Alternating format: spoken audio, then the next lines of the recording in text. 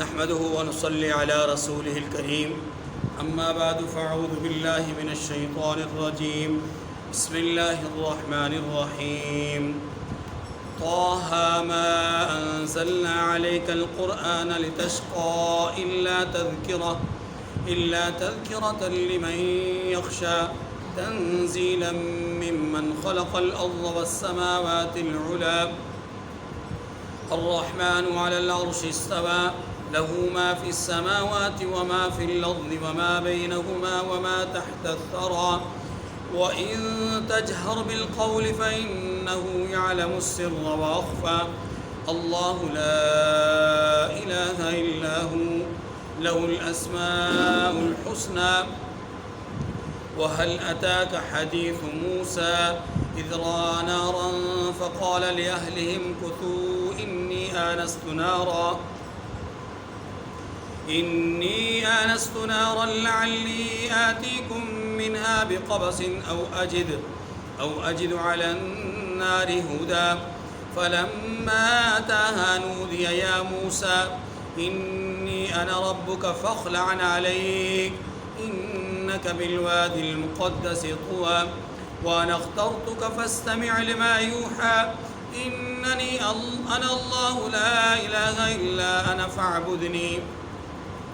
فاعبدني وأقم الصلاة لذكري إن الساعة آتية أكاد أخفيها لتجزى كل نفس بما تسعى فلا يصدنك عنها من لا يؤمن بها واتبع هواه فتردى وما تلك بيمينك يا موسى قال هي عصاي أتوكأ عليها وأهش بها على غنمي ولي فيها مآرب أخرى قال ألقها يا موسى فألقاها فإذا هي حية تسعى قال خذها ولا تخف سنعيدها سيرتها الأولى واضمم يدك إلى جناحك تخرج بيضاء من غير سوء آية أخرى لنريك من آياتنا الكبرى صدق اللہ العظیم۔ سورہ طٰہٰ کی ابتدائی 23 آیات آپ کے سامنے تلاوت ہوئیں۔ اس سورہ مبارکہ میں 135 آیات کریمہ ہیں، 8 رکوع ہیں اور یہ مکی صورت ہے۔ مکی صورتوں میں عمومی طور پر توحید، رسالت اور آخرت کا ذکر ہوتا ہے۔ اسے سمجھانے کے لیے بعض اوقات مثالوں، واقعات اور قصص کا سہارا بھی لیا جاتا ہے، کیونکہ مثالوں سے، واقعات سے، قصص سے بات سمجھنا زیادہ آسان ہوتی ہے۔ جو پیغام دیا جاتا ہے اس پیغام کے پس منظر میں مثال دے کر کے جب پیغام کو سمجھایا جاتا ہے تو وہ پیغام اچھی طرح سمجھ میں آ جاتا ہے۔ کسی واقعے کی روشنی میں پیغام دیا جائے تو وہ بات زیادہ بہتر طریقے سے سمجھ میں آ سکتی ہے اور آ جاتی ہے۔ یہ سورہ مبارکہ نزول کے اعتبار سے مکی صورت ہے اور اس کا زمانہ نزول حضرت عمر ابن خطاب رضی اللہ تعالی عنہ کے ایمان لانے کے واقعہ سے پہلے کا ہے۔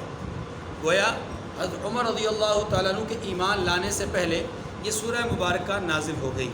حضرت عمر رضی اللہ تعالیٰ عنہ کا ایمان مسلمانوں میں عدد کے اعتبار سے 40واں نمبر تھا، یعنی آپ سے پہلے 39 لوگ مسلمان ہوئے تھے، جن میں خود آپ کے بہنوئی حضرت سعید ابن زید رضی اللہ تعالی عنہ جو عشرہ مبشرہ میں سے ایک صحابی ہیں، وہ بھی ایمان لائے، اور آپ کی بہن جن کا نام فاطمہ ہے وہ بھی ایمان لے آئی تھی، اور بھی کئی لوگ 39 لوگ مسلمان ہو گئے، اور یہ 40واں نمبر ہے حضرت عمر ابن خطاب رضی اللہ تعالی عنہ کا۔ ایسا نہیں ہے کہ چونکہ ان کا درجہ خلافت کے اعتبار سے دوسرا ہے، عدد خلافت میں خلفائے راشدین میں جو مقام ہے وہ دوسرا ہے۔ اس وقت وہ روضہ رسول میں حضور کے پاس ہیں، آرام فرما ہیں۔ اس وجہ سے نہیں کہ اللہ کے نبی صلی اللہ علیہ وسلم نے ان کا نام ان کے لیے فرمایا لو کان بعدی نبی لکان عمر، اور ایک مقام پر فرمایا لو کان نبی بعدی لکان عمر، دونوں طرح کی روایات ہیں۔ ہم اس وجہ سے، ان وجوہات کی وجہ سے بلا وجہ ان کے مقام اور مرتبے کو بڑھائیں گے نہیں۔ ہم یوں نہیں کہیں گے کہ چونکہ ان کا درجہ اونچا ہے، ان کا مقام بہت اونچا ہے، ان کی رفتیں بہت ہیں، ان کی شانیں بہت ہیں، ان کے لیے فضائل بہت ہیں، مناقب بہت ہیں، حضور صلی اللہ علیہ وسلم نے ان کو احترام اور مطلب محبت اور شفقت زیادہ دی ہے، اس لیے ان کا اسلام لانے میں بھی دوسرا نمبر ہے یا پہلا نمبر۔ ہم ایسا نہیں کہتے۔ ہم وہ لوگ نہیں ہیں جو بغیر سر و پا کسی کے مقام اور مرتبے اور مناقب کے حوالے سے قلابیں ملاتے رہے۔ ہم وہ لوگ ہیں جو حقیقت پسند ہیں۔ حضرت عمر رضی اللہ تعالی عنہ اسلام لانے کے اعتبار سے، عدد کے اعتبار سے 40واں نمبر تھا، اور یہ تیسرے یا چوتھے سال، بعض نے اس کو 5واں سال لکھا ہے اعلان نبوت کے، یعنی اعلان نبوت کے اتنے عرصے کے بعد یہ ایمان لائے۔ آپ رضی اللہ تعالیٰ عنہ کے ایمان لانے کے واقعے میں ان آیات کریمہ کو بیان کیا جاتا ہے، اور واقعہ یوں بیان کیا گیا ہے کہ حضرت عمر رضی اللہ تعالیٰ عنہ چونکہ اونٹوں اور بکریوں کے چروائے تھے، اور یہ لمبے لمبے عرصے کے لیے دور دراز کے سفر میں نکل جاتے تھے، اور 6 ماہ بعد سال بعد چکر لگتا تھا۔ ایسے ہی جب ان کا چکر لگا تو مکہ مکرمہ میں ابو جہل کی قیادت میں یہ بات طے ہو گئی کہ کوئی آدمی اگر محمد صلی اللہ علیہ وسلم کا نعوذ باللہ سر قلم کر دے گا تو میں یعنی ابو جہل اس کو 100 اونٹ سامان سے لدے ہوئے پیش کروں گا۔ یہ بہت بڑا لالچ تھا۔ اونٹ آج کل کی پجاروں کی قیمت رکھتا ہے۔ اب 100 پجاروں اگر کسی کو مل رہی ہوں تو ایک بڑی خطیر قسم کی رقم ہے۔ جب یہ بات سامنے آئی تو اس وقت بہت سارے لوگ ایک دوسرے کو دیکھنے لگے، کئیوں کی نگاہیں حضرت حمزہ کی طرف، کئیوں کی نگاہیں کسی اور کی طرف، کئیوں کی نگاہیں کسی اور کی طرف، کہ یہ کام تو اتنے بہادر لوگ ہی کر سکتے ہیں۔ لیکن آپ یہ یاد رکھیے کہ اس میں بعض لوگ وہ تھے کہ جن کی بہادری کو پورا مکہ مانتا تھا، انہی میں سے ایک نام حضرت عمر رضی اللہ تعالیٰ عنہ کا تھا۔ حضرت عمر رضی اللہ تعالیٰ عنہ بھی چونکہ سفر سے واپس آئے ہوئے تھے، مکہ میں موجود تھے، کسی نے جا کر کے آپ کو خبر دے دی کہ یوں دار الندوہ کے اندر مشاورت ہوئی ہے، یہ انعام طے پایا ہے محمد صلی اللہ علیہ وسلم کے حوالے سے۔ حضرت عمر رضی اللہ تعالیٰ عنہ کے بارے میں آپ انعام کے لالچ میں اٹھے اور کہا کہ یہ تو میں کر سکتا ہوں۔ گئے تو جب کافروں نے، باقی لوگوں نے آپ کو دیکھا تو کہا ہاں اے عمر آپ ہی یہ کر سکتے ہیں۔ آپ تلوار لے کر کے نکل پڑے۔ راستے میں ایک شخص جو ان کے تیور دیکھ کر کے بھانپ گئے کہ ارادہ کچھ اچھا نہیں معلوم ہوتا، کسی بڑے مارکے کو سر کرنے کے لیے جا رہے ہیں، تو پوچھ لیا عمر کہاں کا ارادہ ہے؟ کہا آج فیصلہ کرنا چاہتا ہوں، کام تمام کرنا چاہتا ہوں اور بات ختم کرنا چاہتا ہوں۔ جس شخص نے ہمیں ہمارے باپ دادا سے جدا کرنے کی کوشش کی ہے، ہمارے باپ دادا کے دین سے ہمیں الگ کرنے کی کوشش کی ہے، آج اس کا کام ہی تمام کرنا چاہتا ہوں تاکہ بھائی بھائی سے نہ لڑے، باپ بیٹے سے نہ اختلاف رکھے، ہاں جی جو ہے وہ آپس میں انتشار اور افتراق ختم ہو جائے۔ اس کا عمر میرا خیال ہے آپ محمد صلی اللہ علیہ وسلم کی طرف جانا چاہتے ہیں؟ جی ادھر ہی جانا چاہتا ہوں، کام تمام کرنا چاہتا ہوں۔ وہ سمجھ گئے، بھانپ گئے۔ انہوں نے کہا کہ اپنے پہلے گھر کی تو خبر لیجئے، آپ کے گھر کے لوگ بھی ان کے دیوانے ہو گئے ہیں۔ کہا کیا مسئلہ ہے؟ بتایا آپ کی بہن ہوئی اور آپ کی بہن ایمان لایا ہے۔ واپس پلٹ گئے۔ اب رخ جو محمد صلی اللہ علیہ وسلم کے گھر کی طرف جا رہا تھا ادھر کی بجائے اب رخ بدلا اور سیدھے گئے اپنے بہنوئی کے گھر۔ دروازے پہ دستک دی، بلکہ دروازے پہ پہنچے، اندر سے کچھ پڑھنے کی آواز آ رہی تھی۔ دستک دی، اندر سے پوچھا گیا کون؟ جواب آیا عمر بن خطاب۔ انہوں نے فوری طور پر وہ جو کلام پڑھا جا رہا تھا اسے بند کیا، اور وہاں پر خباب بن ارت رضی اللہ تعالی عنہ صحابی رسول جو اس وقت قرآن پڑھا رہے تھے، وہ آیات پڑھا رہے تھے ان دونوں میاں بیوی کو، وہ چھپ گئے۔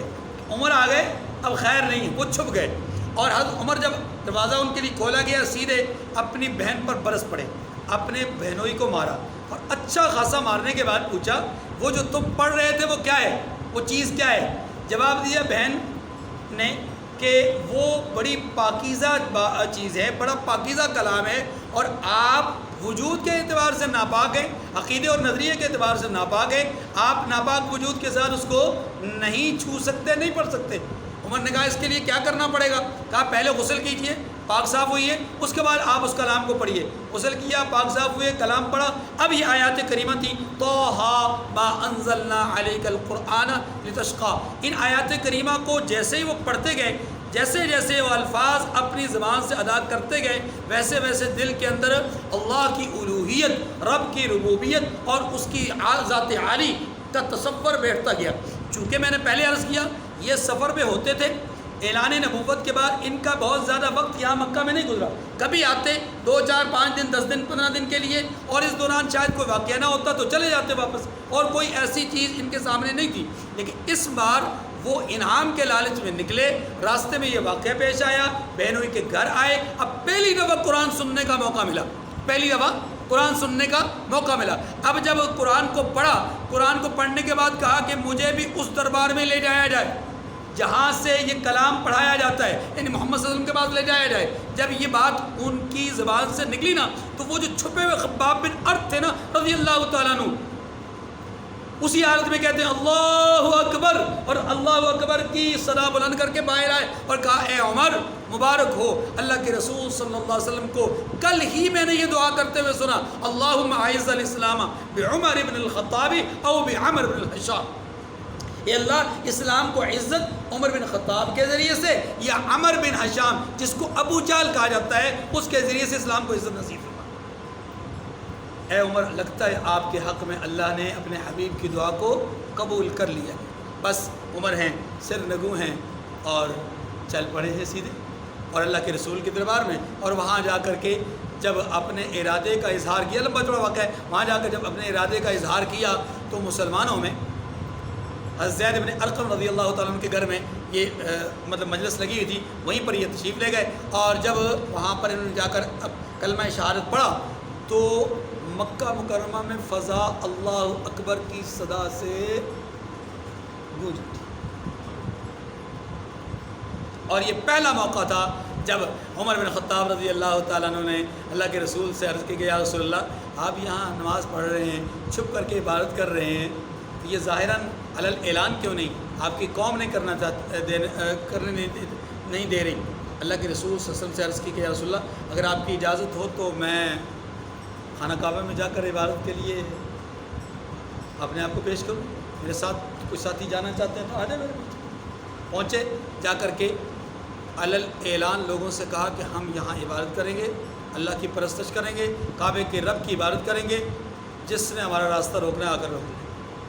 یہ پہلا موقع تھا کہ جب وہاں پر علل اعلان عبادت ہوئی۔ اس کے بعد پھر بعد میں کچھ رکاوٹیں آئیں، پھر معاملات چلتے رہے۔ بہرحال حضرت عمر رضی اللہ عنہ کے ایمان لانے کے پس منظر میں ان آیات کریمہ کو مفسرین نے لکھا ہے۔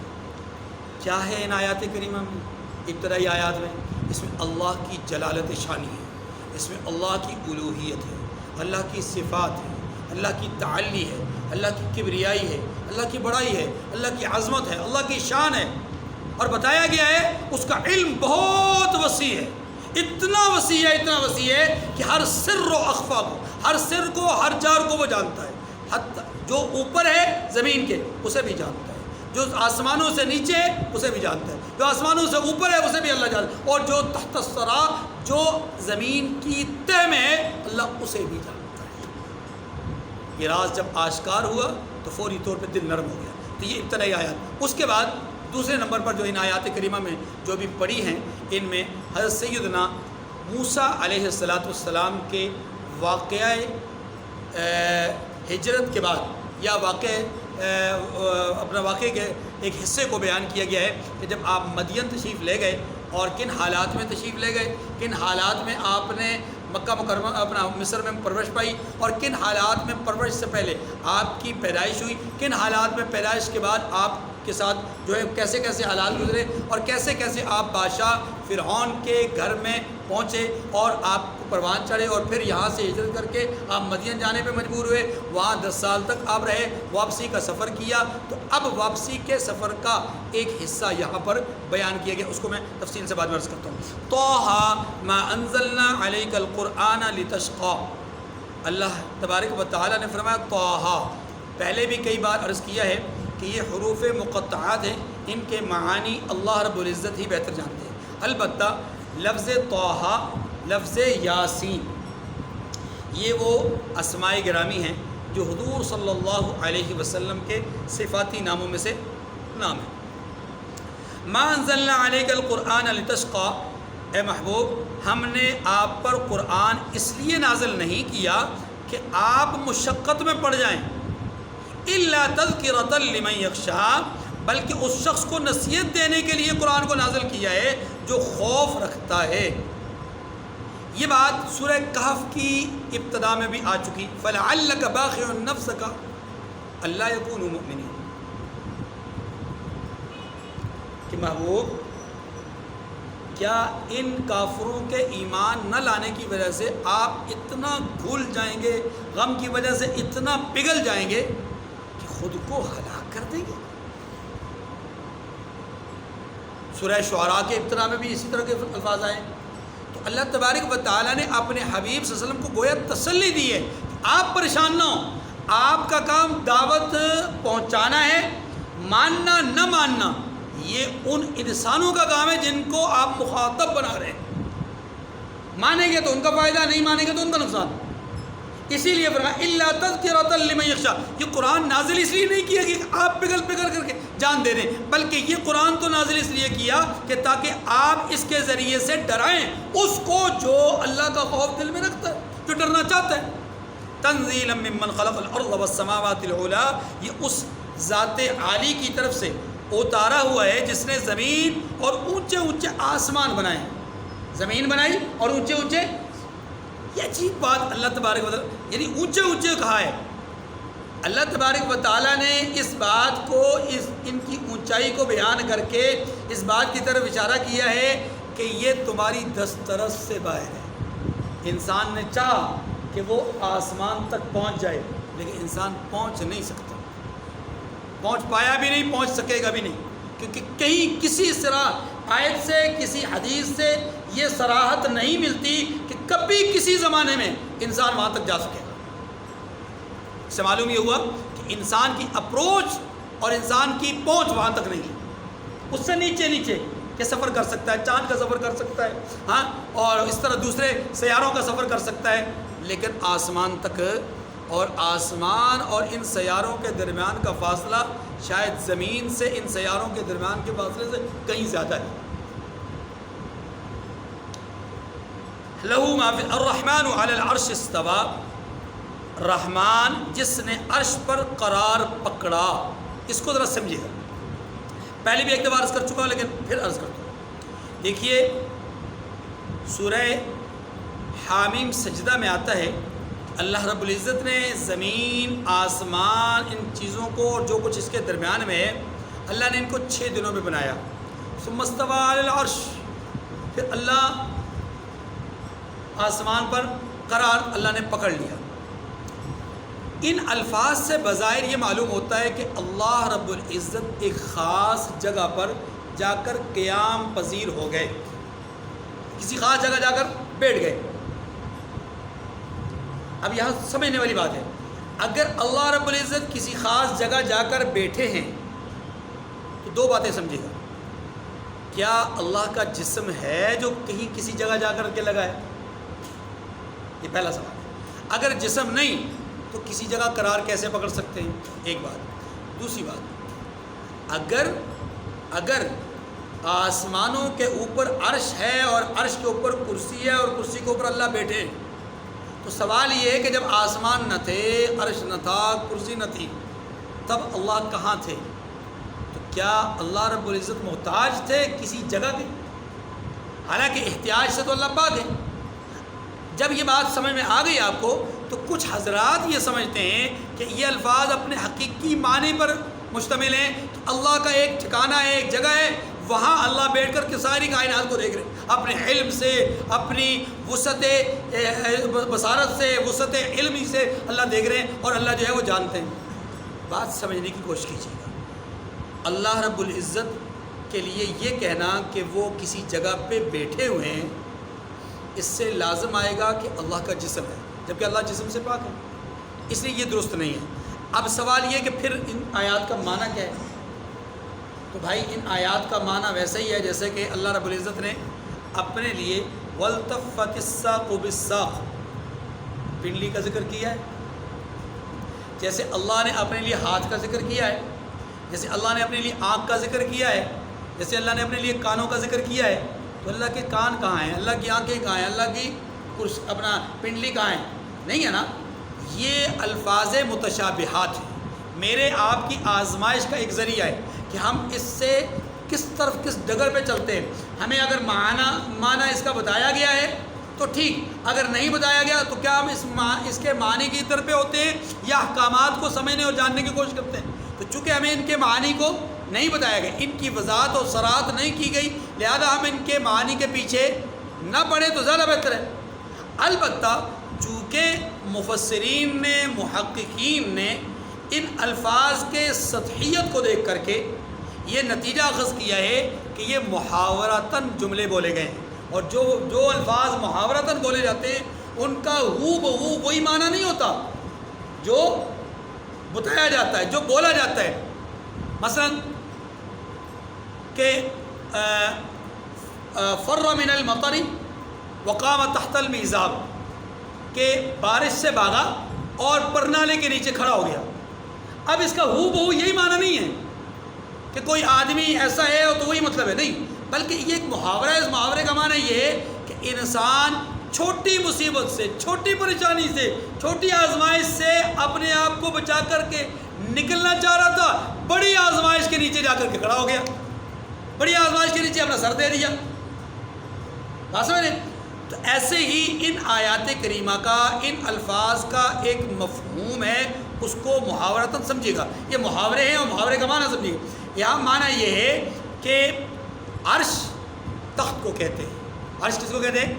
تخت۔ فلاں کا پایہ تخت بڑا مضبوط ہے، فلاں چیئر پرسن ہے، فلاں چیئرمین ہے، فلاں کرسی اور اقتدار کا مالک ہے۔ یہ کیا الفاظ کہتے ہیں؟ یہ جو ہم کہتے ہیں کہ فلاں چیئرمین ہے، اس چیئرمین کا معنی کیا ہے؟ کرسی والا۔ تو کیا یہ فلاں آدمی ایسا ہے کہ اس کے پاس صرف اس کے پاس کرسی ہے، باقیوں کے پاس کرسی نہیں ہے؟ کرسیاں تو سب کے پاس ہیں، ہر گھر میں کرسی موجود ہے۔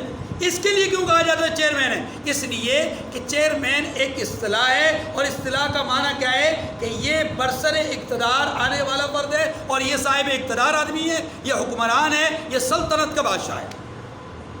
الرحمن علی العرش استویٰ کا معنی اگر پچھلی آیات کو سامنے رکھیں اور اگلی آیات کو سامنے رکھیں تو بالکل یہی معنی نکلتا ہے کہ اس رب نے اتارا ہے کہ جس کا پایہ تخت بڑا مضبوط ہے، اس رب نے اتارا ہے کہ جس کی حکومت لہو ما فی السماوات وما فی الارض وما بینہما وما تحت الثری۔ یہ معنی کہ یہاں پر اللہ کے اقتدار اور حاکمیت اور اللہ کی حکمرانی کی بات ہو رہی ہے، اللہ کے بیٹھنے، قرار پکڑنے، جگہ کا انتخاب کرنے کی طرف اشارہ، ٹھیک ہے جی۔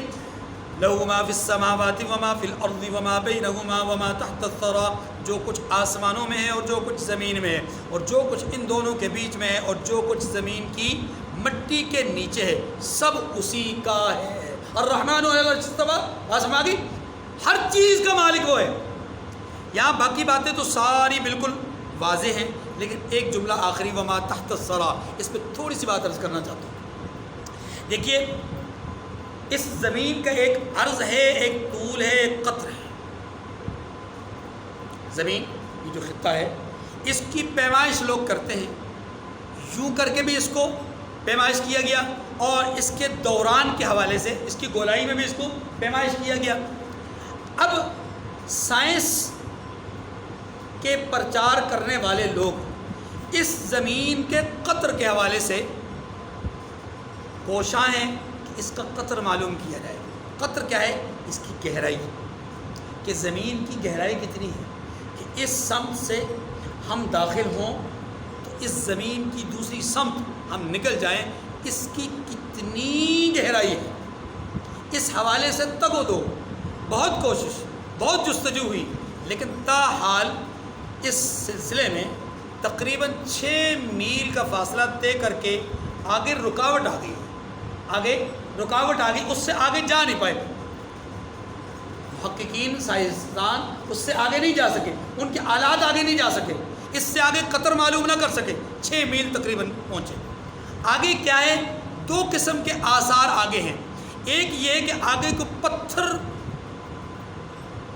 کی طرح مضبوط ترین چیز ہے، زمین کے اس 6 میل کے فاصلے کے بعد پتھر کی طرح کوئی مضبوط چیز ہے جسے ان دنیاوی آلات کے ذریعے سے تاحال توڑنا ممکن نہیں بنایا جا سکا۔ ایک صورت۔ دوسری صورت یہ کہ بعض سائنسدانوں کا یہ کہہ رہا ہے کہ اس 6 میل کے تقریباً فاصلے کے بعد آگے کی جو زمین کا حصہ ہے وہ انتہائی گرم ہے، اتنا گرم ہے کہ کوئی بھی آلہ وہاں تک جاتا ہے تو وہ آگے جا کر کے پگھل جاتا ہے، آگے جا کر کے وہ اپنی پیمائش کو معلوم کرنے کے لیے راہ ہموار نہیں کر پاتا، سوراخ نہیں بنا پاتا۔ اتنی بات سمجھ گئی؟ لہٰذا زمین کا قطر تاحال معلوم نہیں ہو سکا۔ اب اللہ نے اس زمین کے اندر کیا کچھ چھپایا ہے، کیا کچھ اس کے اندر خزانے رکھے ہوئے ہیں، ہمارا ذہن، ہمارا دماغ، ہماری سوچ وہاں تک نہیں جا سکتی۔ اسی زمین میں کوئلہ تھا، لیکن جب ضرورت نہیں تھی نمودار نہیں ہوا، ظاہر نہیں ہوا۔ اسی زمین میں پیٹرول تھا، جب تک ضرورت نہیں تھی معلوم دریافت نہیں ہوا۔ اسی زمین میں گیس تھی، لیکن جب تک ضرورت نہیں تھی انسانوں نے اس کو ایندھن نہیں بنایا تھا تو تب تک اس کی دریافت نہیں ہوئی۔ جب اللہ نے چاہا کہ میرے بندوں کو اس کی ضرورت ہے اس چیز کی دریافت کروا دی، جب چاہا دوسری چیز کی ضرورت ہے اس کی دریافت کروا دی، تیسری کی ضرورت ہے تیسری چیز، یوں آہستہ آہستہ چیزوں کی دریافت ہوتی جا رہی ہے۔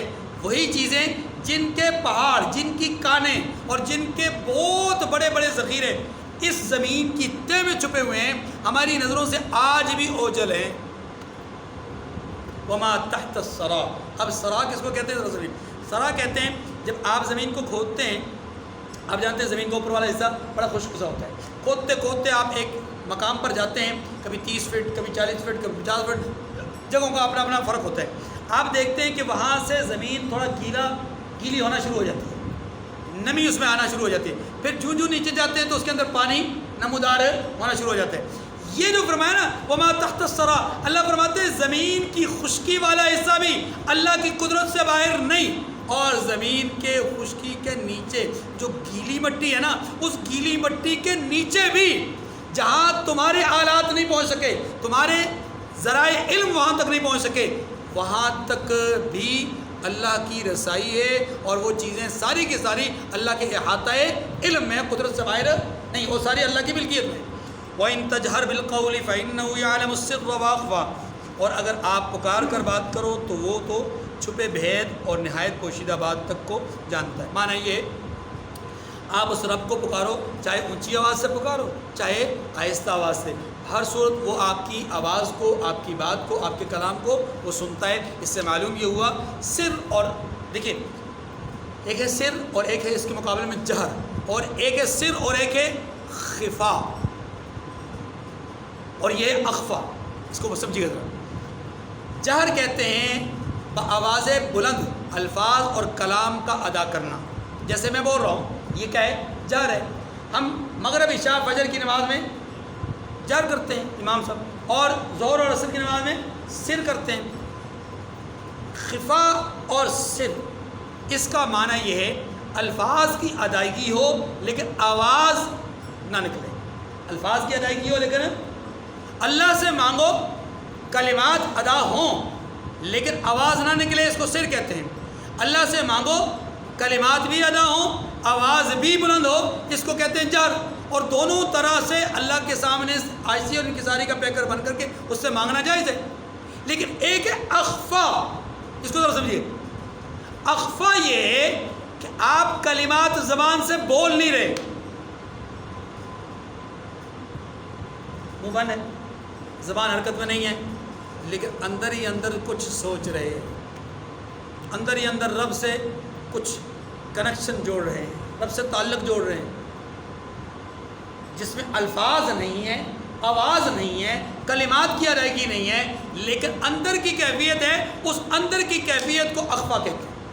ایک معنی۔ دوسرا معنی یہ کہ وہ کیفیت جو مجھے معلوم ہے، میرے دل کی کیفیت جو مجھے معلوم ہے، وہ چیز جو میرے دل و دماغ میں موجود ہے وہ نہیں، وہ چیز جو آنے والے دنوں میں نے سوچنی ہے، بولنی نہیں، سوچنی ہے، آنے والے دنوں میں نے اس پہ کچھ ذہن کو، دماغ کو، دل کو متوجہ کرنا ہے اور اس پہ کچھ ورکنگ کرنی ہے، کوئی پلان کرنا ہے۔ وہ جو چیز ہے نا جس کو اب میں نہیں جانتا، جس پر ابھی میری توجہ نہیں گئی، جس پر ابھی میرا ذہن نہیں گیا، اس چیز کو اخفا کہتے ہیں کہ میں نہیں جانتا لیکن وہ جانتا ہے۔ یہ علیم بذات الصدور، ہم ان باتوں کو نہیں جانتے جن باتوں کو وہ جانتا ہے ہمارے حوالے سے۔ اللہ لا الہ الا، اب یہ کیسا کلام ہے، کیسے الفاظ ہیں یہ الفاظ۔ حضرت عمر رضی اللہ عنہ کی جس سختی کو نرمی میں اگر بدل رہے ہیں تو یہ معمولی کلام نہیں ہے، معمولی الفاظ نہیں ہیں۔ آپ ان کے اندر جو موجود جان ہے نا، جو قوت ہے، اس کو سمجھیں۔ اللہ لا الہ الا ہو لہ الاسماء الحسنی، یہ آخری آیت کریمہ ہے جو اس وقت پڑھی گئی۔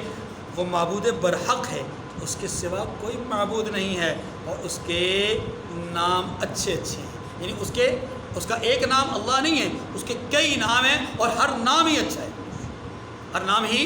بات ختم۔ آگے ہے موسیٰ علیہ السلام کا تذکرہ، اس کو میں عرض کروں۔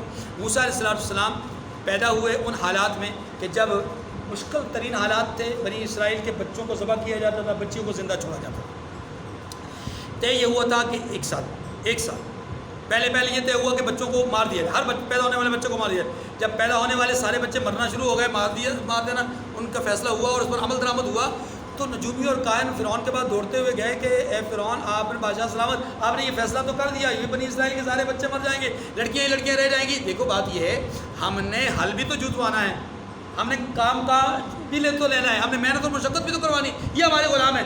اگر یہ بچے سارے کے سارے مرتے گئے، یہ جو موجود لوگ ہیں یہ آنے والے کچھ دنوں میں، کچھ سالوں میں یہ مر جائیں گے، ہم تو پھر خود محنت کرنا ہمیں پڑے گی، ہمیں خود حل جوتنے پڑیں گے، خود مشقت کرنی پڑے گی۔ اس لیے آپ اپنے فیصلے پہ تھوڑی سی نظر ثانی کیجیے، کچھ ایسا کر لیجئے کہ یہ بچ بھی جائے، مر بھی جائے، بچے بھی مرے بھی۔ تو بادشاہ نے فیصلہ کیا 1 سال بچوں کو، پیدا ہونے والے بچوں کو ذبح کیا جائے اور دوسرے سال بچہ چھوڑ دیا جائے۔ اچھا ہوا یہ، اللہ کی شان ہے، جس سال بچوں کو چھوڑ دینا تھا اس سال اللہ نے ہارون علیہ السلام کو پیدا کر دیا۔ جس سال بچوں کو چھوڑنا تھا، زندہ چھوڑنا تھا، اس سال ہارون علیہ السلام پیدا ہو گئے، بڑے بھائی تھے۔ اور جس سال بچوں کو ذبح کیا جانا تھا اس سال اللہ نے موسیٰ علیہ السلام کو پیدا کیا۔ اور اللہ نے اسی موسیٰ کے لیے اتنے لوگوں کو جب قتل کیا کہ اللہ نے انہی حالات میں پیدا کرنا تھا تاکہ اللہ اپنی قدرت کو ظاہر کریں کہ یہ میری قدرت ہے، تم ساری دنیا کی طاقت لگا لو کسی کو مارنے کے لیے، میں رب بچانا چاہوں تو کوئی مار نہیں سکتا۔ یہی پیغام ہے اس سورہ مبارکہ میں ہم موسیٰ علیہ السلام کے واقعے کا، جسے اللہ اس موسیٰ علیہ السلام کے پورے واقعے سے بتانا چاہتے ہیں۔ سنیے اب ہوا کیا، موسیٰ علیہ السلام پیدا ہوئے، پیدائش کے بعد آپ کو اللہ کے حکم سے ان کی والدہ نے صندوق میں ڈالا اور دریا میں رکھ دیا، اور یہ دریا میں صندوق جاتے جاتے فرعون کے دربار کے سامنے رکا، اٹھوایا، اور فرعون مارنا چاہتا تھا۔ آپ کی بیوی آسیہ رضی اللہ تعالیٰ عنہ نے وہاں پر التجا کی کہ ہماری اولاد کوئی نہیں، اس کو آپ چھوڑ دیجئے۔ آپ کو پریشانی کیا ہے؟ آپ کے زیر تربیت پرورش پائے گا، یہاں آپ کے گھر میں رہے گا، آپ کا کھائے گا پیے گا، یہی رہے گا، ہاں جی یہ سارے معاملات ہوں گے، تو پریشانی کس بات کی ہے؟ یہ آپ کے خلاف تو کھڑے ہی نہیں ہو سکتا۔ اچھا چلو پھر آگے کے واقعات ہیں، میں اس کی طرف نہیں جانا چاہتا۔ جب جوان ہوئے، جوانی کی دہلیز پہ قدم رکھا تو اللہ نے بڑی قوت دی تھی، بڑی طاقت دی تھی، بڑا قد و کاٹ تھا، ہاں جی۔ ایک دفعہ دن کو سفر کرتے ہوئے یعنی نکلے دوپہر کے وقت جب لوگ آرام کر رہے تھے، باہر دیکھا کہ 2 لوگ لڑ رہے ہیں، صفائی کرنے کی کوشش کی، سمجھانے کی کوشش کی، لیکن وہ جو ایک قبطی تھا ایک بنی اسرائیل تھا، قبطی کو سمجھانا چاہا، بنی اسرائیل تو سمجھ گیا لیکن قبطی نہ سمجھا، تو آپ نے ذرا غصے میں جلال میں آ کر کے اس کو تھپڑ لگا دیا، بس تھپڑ کیا لگانا تھا، وہ مر گیا وہیں پر۔ اب وہ مرا تو ادھر خبر میں پہنچ گئی، ہاں جی کہ جی قبطی مر گیا اور قبطی کو مارنے والا معلوم نہیں ہے۔ اگلے دن پھر یہی جھگڑا، یہی اختلاف بنی اسرائیلی کا کسی اور کے ساتھ، آپ اس بنی اسرائیلی کو تھوڑا غصے اور جلال کے ساتھ دیکھتے ہوئے آگے بڑھے، اس نے کہا موسیٰ کیا مجھے آپ اسی طرح قتل کرنا چاہتے ہیں جس طرح گزشتہ روز آپ نے فلاں کو قتل کیا تھا؟ اور وہ جس کے ساتھ لڑ رہا تھا نا قبطی، وہ فوراً یہ معاملہ سارا چھوڑا دوڑا اور بنی اپنا فرعون کے دربار میں، اور فرعون کے دربار میں جا کر کے کہتا ہے بادشاہ سلامت، قاتل کا پتہ چل گیا ہے۔ اسی دربار میں بیٹھا ہوا ایک مومن تھا، دل ہی دل میں موسیٰ علیہ السلام کا چاہنے والا تھا، موسیٰ علیہ السلام کو ماننے والا تھا، اظہار ایمان نہیں کیا تھا، چپکے سے اٹھا، دربار سے باہر نکلا، دوڑتا ہوا موسیٰ علیہ السلام کے پاس آیا، اے موسیٰ دربار میں آپ کے قتل کی باتیں ہو رہی ہیں، میری مانو، میں آپ کا خیر خواہ ہوں، یہاں سے نکل جاؤ۔ موسیٰ علیہ السلام دن دیہڑے وہاں سے نکل پڑے اور یہ سیدھا سفر کرتے کرتے مدین پہنچے، وہاں پر کچھ واقعات پیش آئے، اس کی طرف مدین میں معاہدہ طے ہوا، آپ کی شادی ہو گئی، 10 سال آپ وہاں رہے، وہاں سے واپس آ رہے ہیں، راستے میں سردیوں کے دن ہیں، راستہ آپ بھول گئے کہ میں نے مصر کی طرف جانا ہے، راستہ کون سا ہے، آپ راستہ بھول گئے، رات کا وقت ہے، تاریکی ہے اور سردیوں کی راتیں ہیں، بیوی بھی حاملہ ہے اور آپ کے ساتھ کچھ بکریاں بھی ہیں اور کچھ آپ کے ساتھ جو ہے وہ اس طرح کی چیزیں جن کو سنبھالنا اور ان کو دیکھ بھال کرنا، یہ ساری ان کی ذمہ داری تھی۔ اب آپ نے کیا دیکھا کہ سردی کی اس رات میں ٹھٹھرتے ہوئی حالت میں محسوس ہوا کہ وہ سامنے پہاڑ پر انہیں آگ نظر آئی۔ اب احساس ہوا کہ جب آگ ہے تو ظاہر ہے کوئی انسان بھی ہوں گے، کوئی گھر ہوگا، کوئی قافلہ ہوگا، کوئی وقت ہوگا، تو آپ نے اپنی بیوی سے کہا آپ یہیں ٹھہریے، میں اس آگ کا پتہ کرتا ہوں، شاید کہ ہم وہ آگ لے آئیں اور لا کر کے اس سے کچھ اپنی سردی کو دور کر سکیں، یا ہمیں کم از کم وہاں سے اگر آگ نہ ملے، آگ نہ لا سکوں تو کوئی رہنمائی مل جائے کہ ہم کس راستے پہ جا رہے ہیں، ہماری منزل کون سی ہے اور ہماری منزل کی طرف راستہ کون سا جا رہا ہے۔ چنانچہ آپ گئے اور جب بہت قریب پہنچے اس آگ کے، آپ کی آنکھوں نے عجیب و غریب قسم کا ایک منظر دیکھا۔ منظر کیا تھا کہ آگ کے شعلے بلند ہو رہے ہیں، جس جگہ پر آگ جل رہی ہے، جس درخت کے پاس، اس درخت کو اس آگ سے کوئی نقصان نہیں پہنچ رہا، بلکہ اس درخت کا سبزہ مزید نکھر کر کے سامنے آ رہا ہے۔ آگ سے حالانکہ پتے جھلس جاتے ہیں تو پتے جھلس نہیں رہے بلکہ ان کا سبزہ مزید جو ہے وہ نکھر رہا ہے۔ آپ حیران ہو گئے، یعنی ایک لمحے کے لیے آپ پریشان ہو گئے کہ یہ کیا ماجرا ہے، اتنی آگ کے شعلے اور آگ، اس کو کچھ نہیں ہو رہا۔ اب اس سوچ کے بعد آپ نے قدم تھوڑا سا آگے بڑھایا تو وہ آگ تھوڑا سا آگے چلی گئی۔ اللہ اکبر، اب پریشان ہو گئے اور پریشان ہو کر قدم بجائے آگے جانے کے قدم پیچھے کی طرف کر لیا۔ یہ عجیب و غریب قسم کا معاملہ ہے، یہ کچھ معمولی نہیں ہے، غیر معمولی معاملہ ہے۔ جب آپ نے قدم پیچھے کو کھینچا تو ادھر سے اسی درخت کی طرف سے آواز آئی، درخت میں سے نہیں، درخت کی طرف سے آواز آئی، یا موسیٰ انی انا اللہ، میں اللہ ہوں۔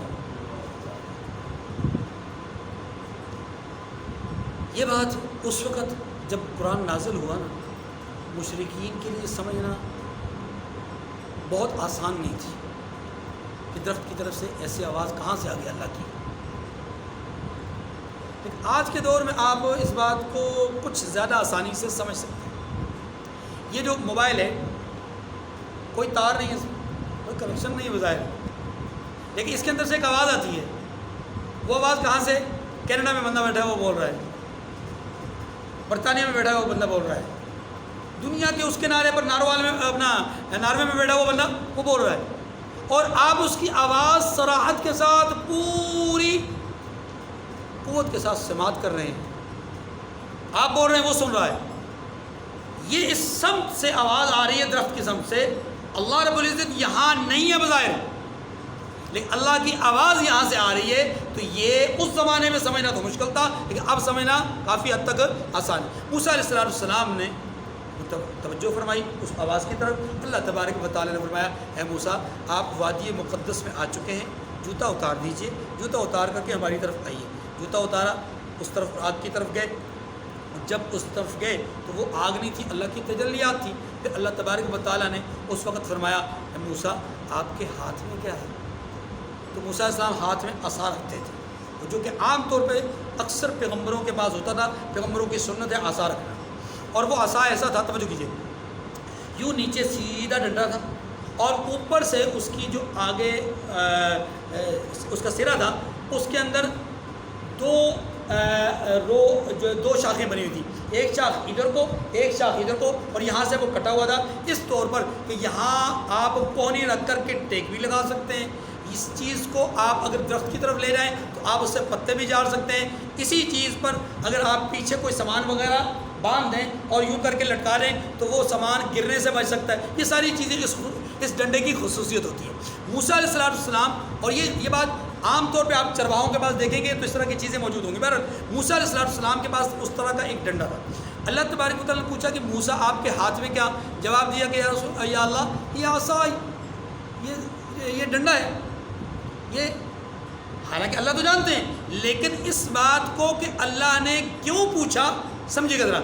اگر اللہ تبارک و تعالیٰ اگلا جو قدم اللہ نے بطور معجزہ ظاہر کیا یا اپنی قدرت کا اظہار کیا, اگر وہ موسیٰ علیہ السلام کو پوچھے بغیر, متوجہ کیے بغیر اور متنبہ کیے بغیر اگر کر دیتے, ہاتھ میں ڈنڈا پکڑا ہوتا اور اچانک پتہ ہی نہ چلتا وہ سانپ بن جاتا, تو ظاہر ہے گھبراہٹ کا عالم کچھ اور ہوتا, کیفیت کچھ اور ہوتی. ہاں جی, اور حالات کچھ بدل جاتے. ادھر آگ ساتھ سبزہ, آگ درخت کو کچھ نہیں ہو رہا, ادھر ہاتھ میں عصا تھا وہ سانپ بن گیا, مشکلات ہوتی ہیں. تو ایسے میں اللہ تبارک و تعالیٰ نے فطرتی اور نیچرل جو چیز تھی اس کو مد نظر رکھتے ہوئے کہ اس فطری خوف کو ایک طرف رکھ کر کے موسیٰ علیہ السلام کو پہلے متوجہ کیا, آپ کے ہاتھ میں کیا ہے؟ جواب دیا عصا. کیا کرتے ہیں؟ یا اللہ بکریوں کے لیے میں اس پہ ٹیک لگاتا ہوں, میں اس کے لیے بکریوں کے لیے جو ہے وہ پتے جاڑتا ہوں, اور اس سے اور بھی بہت ساری خدمتیں اور کام لیتا ہوں. اچھا اب اس کو پھینک دیجیے. لیکن پورا متوجہ کر کے, کیا اللہ کو نہیں معلوم تھا وہ ڈنڈا کس لیے؟ لیکن اللہ موسیٰ علیہ السلام کو متوجہ کرنا چاہ رہے ہیں. موسیٰ آپ ڈنڈا پھینک دیجیے. موسیٰ علیہ السلام نے ڈنڈا اللہ کے حکم سے پھینک دیا. اب جب وہ پھینکا تو وہ سانپ بن گیا. اللہ اکبر. یک لمحہ کے لیے, لمحے بھر کے لیے موسیٰ علیہ السلام پر گھبراہٹ طاری ہوئی, آپ گھبرا کر پیچھے ہٹے. اور یہ فطری عمل تھا. یہ کیا تھا؟ میں اس میں پہلے بھی کئی دفعہ بات کر چکا ہوں. یہ پنکھا اوپر چل رہا ہے, اگر یہ پنکھا, ہم بالکل پرسکون بیٹھے ہوئے, لیکن اگر یہ پنکھا اچانک گر جائے, ہمارے اوپر نہیں فاصلے پر گر جائے, اچانک گر جائے, تو کیا ہوگا؟ ہم سب گھبرا جائیں گے. باہر سے اچانک دھماکے کی آواز آ جائے, ہم سب گھبرا جائیں گے. یہ فطری عمل ہے. جب ایک چیز جو انہوں نے خود پھینکی ہے وہ ہے ڈنڈا, اب وہ شکل بن گیا, اختیار کر گیا کس کی؟ سانپ کی. تو یہاں ظاہر ہے گھبراہٹ تو ہونی ہے. یک لمحہ گھبراہٹ آپ کو ہوئی, لیکن فوراً اللہ کی طرف سے حکم آیا یا موسیٰ لا تخف انک انت الاعلی. موسیٰ آپ نے گھبرانا نہیں ہے, آپ تو بلند رتبے پر فائز ہیں. بس موسیٰ علیہ السلام کا خوف دور, وہ فطرتی امر ختم ہو گیا. اب فرمایا کہ اے موسیٰ آپ اس عصا کو پکڑ لیجیے. عصا کو موسیٰ علیہ السلام کے بارے میں آتا ہے, مفسرین نے لکھا ہے کہ آپ نے اپنے ہاتھ پر کپڑا لپیٹا, اور کپڑا لپیٹ کر کے اب اس سانپ کی طرف آپ نے ہاتھ آگے بڑھایا. فرشتے نے فوراً سوال کر دیا, موسیٰ آپ نے کپڑا کیوں لپیٹا؟ طبی طور پر ایک معاملہ تھا, اے موسیٰ اگر اللہ نہ بچانا چاہے تو کیا یہ کپڑا بچا لے گا؟ کہا نہیں. کہا پھر اتار دیجیے. موسیٰ علیہ السلام نے کپڑا اتارا, پکڑا کس طرف سے؟ وہ جو دو شاخیں تھیں نا, وہ دو شاخیں اس سانپ کا کھلا ہوا منہ تھا. حکم ہوا کہ اس کے منہ میں ہاتھ ڈالیے. اللہ اکبر. موسیٰ علیہ السلام نے اس کے منہ میں ہاتھ ڈالا, اس کو پکڑا. جیسے منہ میں ہاتھ ڈالنے کی دیر تھی, ساتھ ہی وہ اسی طرح کا عصا بن گیا, اس کو پکڑا اور وہ عصا. پھر اللہ تبارک و تعالیٰ نے ایک اور قدرت کا اظہار کیا. موسیٰ آپ ذرا اپنی بغل کے نیچے ہاتھ تو لے جائیے. آپ نے اپنا ہاتھ بغل کے نیچے دیا, واپس نکالا تو وہ بالکل سفید چمکدار ہو گیا, اور یہ کوئی عیب نہیں تھا, کوئی بیماری نہیں تھی. جب یہ دیکھا تو آپ مزید حیران ہو گئے. پھر فرمایا کہ اب دوبارہ بغل کے نیچے ہاتھ دیجیے. دوبارہ ہاتھ دیا اور وہ بالکل عام پہلی حالت میں چلا گیا.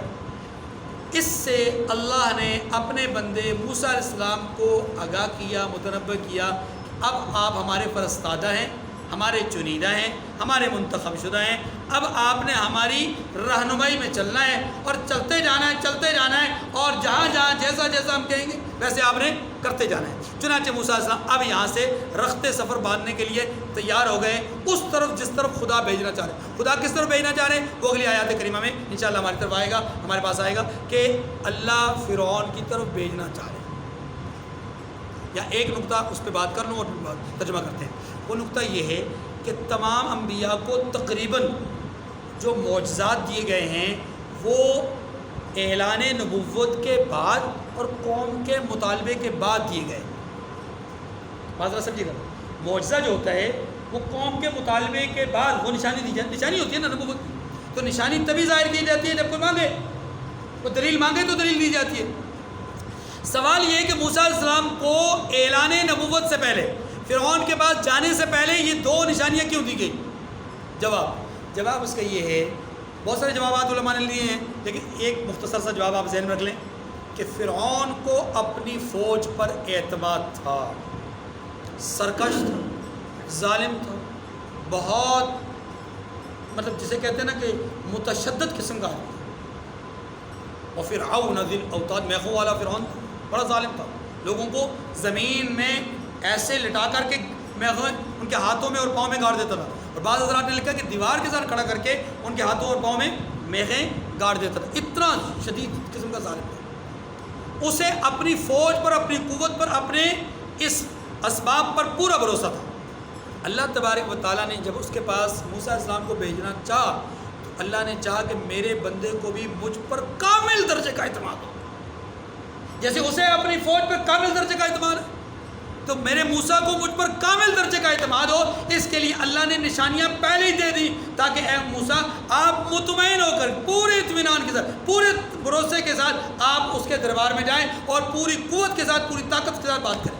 ایک بات۔ دوسری بات یہ ہے کہ اس سے فرعون کی سرکشی کو دبانا مقصود بھی تھا۔ کیسے کہ فرعون چونکہ سرکش تھا، اگر موسیٰ علیہ السلام بظاہر کوئی نشانی لے کر کے ڈائریکٹ نہ جاتے اور جا کر کے سیدھے سیدھے بات کرتے تو ہو سکتا ہے کہ فرعون آپ کے گریبان کی طرف اپنا ہاتھ لے جاتا، مطلب معنی یہ کہ آپ پر اپنی طرف سے ظلم اور جبر کرنے کی کوشش کرتا۔ لیکن پہلے ہی جب اس نے آپ کے اس معجزے کو دیکھا، اور اللہ نے معجزہ دیا ہی اس لیے تاکہ فرعون پر جاتے ساتھ ہی میرے پیغمبر کا معجزہ ظاہر ہونے کے بعد اپنی ذات کے علاوہ کسی اور ذات کا خوف، رعب اور دبدبہ بیٹھ جائے کہ میرے علاوہ بھی کوئی طاقت ہے، بس یہ خوف اس کے دل میں بٹھانا تھا۔ ٹھیک ہے جی، اس لیے موسیٰ علیہ السلام کو یہ معجزات پہلے دیے گئے۔ اب ترجمہ دیکھیے، وَهَلْ أَتَاكَ حَدِيثُ مُوسَىٰ، اور کہا اور کیا تمہیں موسیٰ کے حال کی خبر ملی ہے؟ یہ اشارہ ہوتا ہے اس بات کی طرف کہ آپ ان واقعات سے آگاہ ہیں۔ اذ رأى نارا فقال لأهلهم كثوا إني آنست نارا، جب انہوں نے آگ دیکھی تو اپنے گھر کے لوگوں سے کہا کہ آپ یہاں ٹھہرو، میں نے آگ دیکھی ہے۔ لعلی آتیکم منہا بقبس او اجد علی النار ہدی، میں وہاں جاتا ہوں، شاید اس میں سے میں تمہارے پاس کچھ انگاری یا کچھ چنگاری لے کر آؤں یا آگ کے مقام سے میں راستہ معلوم کر سکوں، یعنی وہاں موجود لوگوں میں سے کسی سے راستہ معلوم کر سکوں۔ فلما اتاها نودی یا موسیٰ، جب وہاں پہنچے تو آواز آئی کہ اے موسیٰ انی انا ربک، میں تمہارا پروردگار ہوں، فاخلعنا علیک، اپنی جوتیاں اتار دیجیے۔ معلوم یہ ہو کہ مقدس مقامات پر جوتے، انک بالوادی المقدس طویٰ، آپ پاک میدان یعنی مقام طویٰ پہ پہنچ چکے ہیں۔ وَأَنَا اخْتَرْتُكَ فَاسْتَمِعْ لِمَا يُوحَىٰ، اور میں نے آپ کو انتخاب کر لیا ہے، آپ کا انتخاب کر لیا ہے، جو حکم دیا جائے اسے سنیے۔ اس سے معلوم ہوا کہ نبوت انتخاب الہی ہوتا ہے، نہ کہ کوئی کسبی عمل۔ نبوت کسبی وصف نہیں ہے کہ انسان اپنی محنت سے نبوت کو حاصل کر لے، نہیں۔ اننی انا اللہ لا الہ الا انا فاعبدنی، بے شک میں ہی خدا ہوں، میرے سوا کوئی معبود نہیں ہے، آپ میری ہی عبادت کرو۔ دیکھیں پہلی بات کیا کہی؟ آپ میری عبادت کیجیے۔ اچھا، واقم الصلاۃ، اور میری یاد کے لیے ذکری، اور میری یاد کے لیے کیا کری؟ نماز پڑھیے۔ اس سے معلوم یہ ہوا کہ نماز ام العبادات، اللہ نے پہلے فرمایا میری عبادت کیجیے، پھر کیا فرمایا؟ نماز پڑھیے۔ اس سے معلوم یہ ہوا کہ تمام عبادات کی سرخیل اور رأس العبادات وہ کیا ہے؟ ام العبادات کیا ہے؟ نماز۔ اور آج مسلمانوں نے نماز ہی چھوڑ دی ہے، اس وقت جب رسول اللہ صلی اللہ علیہ وسلم نے صحابہ اکرام کی تربیت کر رکھی تھی، صحابہ کہتے ہیں ہم میں سے جو پکا ٹھکا منافق ہوتا تھا وہ کبھی کبھی جماعت سے نماز چھوڑ دیتا تھا، جماعت سے نماز کبھی کبھی چھوڑ، کون پکا ٹھکا. اور ہمارے ہاں بڑے بڑے القابات لگے ہوئے، پیر مرشد اور پتہ نہیں کیا کچھ، اور بڑے بڑے مومن اور متقی، وہ بھی نماز چھوڑ دیتے، سرے سے نماز ہی چھوڑ دیتے. انا للہ و انا الیہ راجعون. ان الساعۃ آتیۃ اکاد اخفیھا لتجزی کل نفس بما تسعی. قیامت یقیناً آنے والی ہے، میں چاہتا ہوں کہ اس کے وقت کو پوشیدہ رکھو. اللہ نے اسی وقت فرما دیا قیامت کو میں پوشیدہ رکھوں تاکہ ہر شخص جو کچھ کوشش کرے اس کا بدلہ پائے. فلا یصدنک عنہا من لا یؤمن بها واتبع هواه فتردى. تو جو شخص اس پر ایمان نہیں رکھتا اور اپنی خواہش کے پیچھے چلتا ہے، کہیں آپ کو اس کے یقین سے روک نہ دے. یعنی کیا مطلب یہ کہ کوئی دشمن، کوئی کافر، کوئی مرتد، کوئی زندیق آپ کو قیامت کے یقین سے کہیں روکے نہ، ٹھیک ہے، شک و شبہ ڈال کے. واتبع هواه فتردى.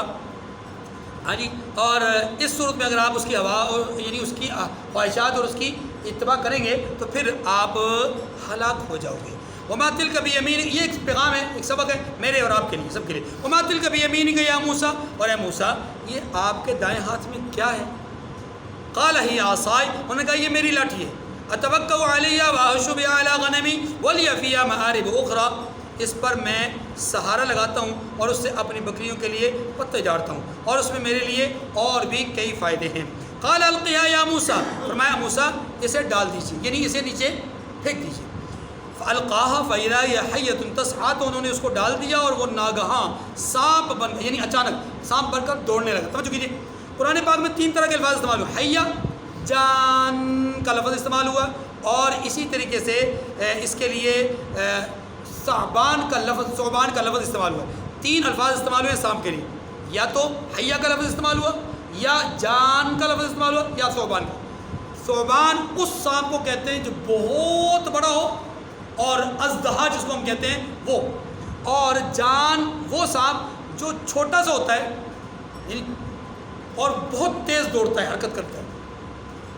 قرآن پاک نے اس عصا سے پیدا ہونے والے سانپ کو 3 ناموں سے پکارا ہے. حیہ کے نام سے، اچھا حیہ مطلقاً ہے، چھوٹے بڑے سارے سانپوں پر حیہ کا لفظ بولا جاتا ہے. لیکن سوال یہ ہے کہ کبھی قرآن نے اس کو جان کہا، کبھی اس کو قرآن نے ثعبان کہا، کیوں؟ عصا تو وہ ایک ہی ہے، سانپ تو ایک طرح کا ہی تھا، پھر اس کو کبھی جان، کبھی وہ، کبھی چھوٹا سانپ، کبھی بڑا سانپ کیوں کہہ دیا؟